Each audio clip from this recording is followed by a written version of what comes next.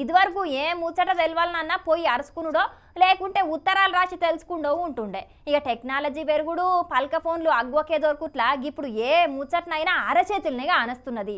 ఎవ్వరికన్నా పైసలు కొట్టాలన్నా QR code scanning చేసుడు, పైసలు పంపుడు, దేని గురించి అన్నా తెలుసుకోవాలన్నా క్యూఆర్ కోడ్ స్కాన్ చేస్తే చాలు దాని పుట్టు పూర్వోత్తరాలన్నీ బయటపడుతున్నాయి. ఈ టెక్నాలజీని ఇప్పుడు గుళ్ళల్లో కూడా వాడుతున్నారు. మరి ఆ ముచ్చటేందో ఏందో చూద్దాం నడు.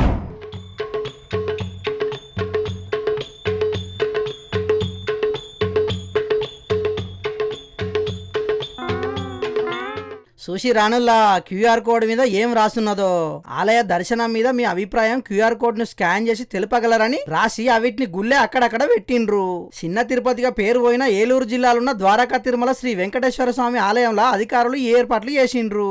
గుళ్ళే ఉన్న protocol office Vaikuntham queue complex తోనట్టుగా భక్తులకు గానొచ్చే జాగాల్లో ఈ క్యూఆర్ కోడ్లను ఏర్పాటు చేసి ఆలయ దర్శనం ఎట్లున్నదనే దాని మీద భక్తుల అభిప్రాయం తెలుసుకుంటున్నారు.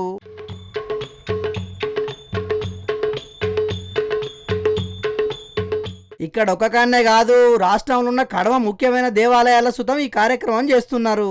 విజయవాడ కనకదుర్గమ్మ, అన్నవరం సత్యనారాయణ స్వామి, సింహాచలం అప్పన్న, శ్రీశైలం మల్లన్న, కాణిపాకం వినాయకుడు, శ్రీకాళహస్తి ఆలయాల్లో కూడా ఈ క్యూఆర్ కోడ్లను ఏర్పాటు చేసి ఆలయ దర్శనం మీద సర్వే చేస్తున్నారట. ఇదే కాదు, హుండీలల్లా పైసలు వేయడానికి చేతుల పైసలు లేని వాళ్ళు డైరెక్ట్ స్కానింగ్ చేసి దేవుని ఆన్లైన్ హుండీల డబ్బులు పడేటట్టు కూడా పెద్ద పెద్ద ఆలయాలలో ఏర్పాట్లు చేస్తున్నారు. మొత్తానికైతే మారుతున్న కాలానికి తగ్గట్టు అధికారులు కూడా భక్తులకు తక్లీఫ్ కాకుండా అన్ని ఏర్పాట్లు చేస్తున్నారు అన్నట్టు. మరి ఆ భక్తులు మీకు తిప్పలు కావద్దంటే మీరు ఏ దేవుని గుడికి పోవాలన్నా ముందుగా గుడికి సంబంధించిన అసలైన వెబ్సైట్ మాత్రమే చూసిపోండ్రి. అట్లనే గుడి లోపల ఉన్న క్యూఆర్ కోడ్లను మాత్రమే స్కానింగ్ చేయుండ్రి.